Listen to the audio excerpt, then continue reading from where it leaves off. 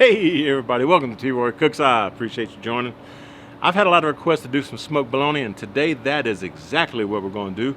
We're smoking some bologna on the Weber Smoky Mountain. Stick around, it's going to be a good one. T-Roy's chilling in the backyard grilling, cooking up some barbecue for you. T-Roy's chilling in the backyard grilling, showing you that you can cook it too. Always with a beer or whiskey, but he cooks responsibly.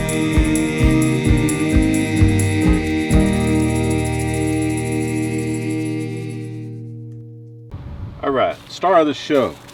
I went to a local butcher shop and I got this. This is from Keller's. It's a grocery store basically, but they make their own stuff.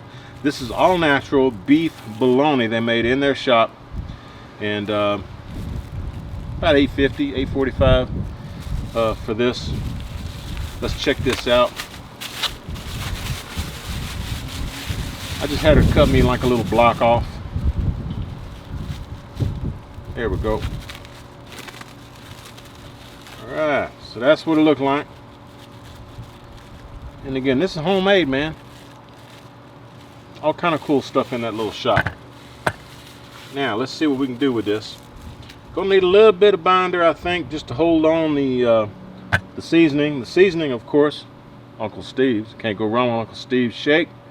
This is the CJ's West Coast Shake. And in fact, I'll put a link up here in the corner if you're not familiar with CJ's channel. He's got two of them. He likes to use this stuff. I think he helped Uncle Steve develop this, but this is some good stuff. I've had it on a few things before.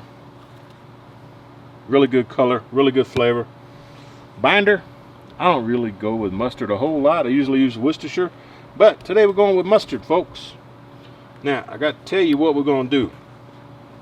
Usually what you would do is get you a little chub of bologna and kind of do some cross hash, you know, like that. Thought I'd do a little something different. I'm gonna make like some burn ends, okay? That's what we're gonna do with this. Now, what I want to do, let's see if we can go to all. I want to go almost all the way through. Not quite, but almost all the way through, like that. See? So I got maybe a ½ inch down here at the bottom. I'm just gonna make some more cuts like that. All right, so I got cuts, crisscross cuts, and as this thing cooks, it's going to open up like a flower, folks. Now let's go on with a little binder. Don't need a ton, just enough, you know. Get some on the outside edge here. Okay. But when I was showing you how to cut this thing, you want to cut it so that it's not going all the way through. All right. You do not want it going all the way through, because it's going to do like this right here. See, got some pieces cut off there. I went too far, too deep with it. Dadgummit. Anyway, we're going to try this. We're going to see how it's going to work out. Yeah, I did. I went a little bit too deep. That'd be fine, though. That'd be fine. We're going to make it work, folks. We're going to make it work. All right, we're going to go on with some of this Uncle Steve shake right here. And I like to try to pull this open just a little bit so you can get some of that down in there. Okay. Something like that. And of course, as it starts opening up as it's cooking, you can put you some more shake on there. All right, that looks pretty good. Now we're gonna take this, put it on the Weber Smoky Mountain. I got my little baby Weber Smoky Mountain. We're sitting about 225. Let's go ahead and put this on there. Right there in the middle, babe. I do have water. I've got a hunk of hickory in there, not chicory. Get a little smoke. So we're gonna just let this baby rock and roll. I'll bring y'all back here in a little bit once it starts blooming open like a flower. All right, we've been rocking about 225 the last couple hours. That's what we got so far. I think what we need to do is, you know, it's done. I mean the bark on there. It's nice. We need to throw a little sauce on there, folks. Got some Uncle Steve's. The sauce with no name because it goes great on everything. Check this out, and I'll put a link down below for Uncle Steve. Thanks, Uncle Steve.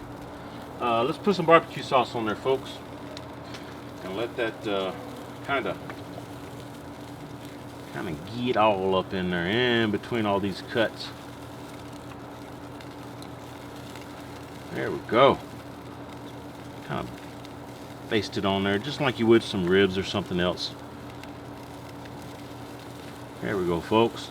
Now we're gonna let this kind of get tight, about 15 minutes or so. All right, barbecue sauce has been on there about 15-20 minutes, somewhere in there. Looking really nice. Let's go ahead and pull this off. Come on, baby. There you go. All right. Get these two stragglers off there again. That tastes good. All right. Bring y'all back and we're cutting them up. All right, guys, this has been sitting for about 15 minutes. Don't really need to tint it because it's, you don't need to rest it. So anyway, let's go ahead and check out that bottom. There you go. That's what the bottom looks like. There you go. Got some more stragglers over here.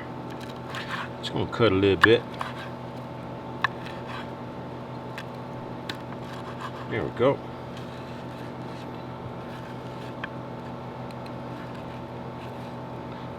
Just kind of cut these babies in half. And folks, you talk about a terrific appetizer. All right, guys, y'all check this out. Nice bark on it. Cooked perfectly on the Weber Smoky Mountain. Let's give it a shot.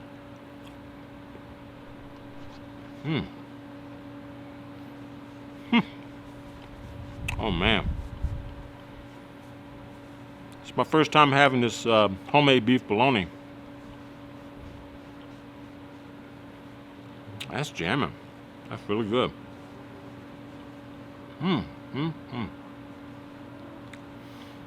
Uncle Steve's, man. Uncle Steve's, that West Coast shake. You got to get you some of that, man. That's good stuff. And there's a barbecue sauce as well. Check out the link down below.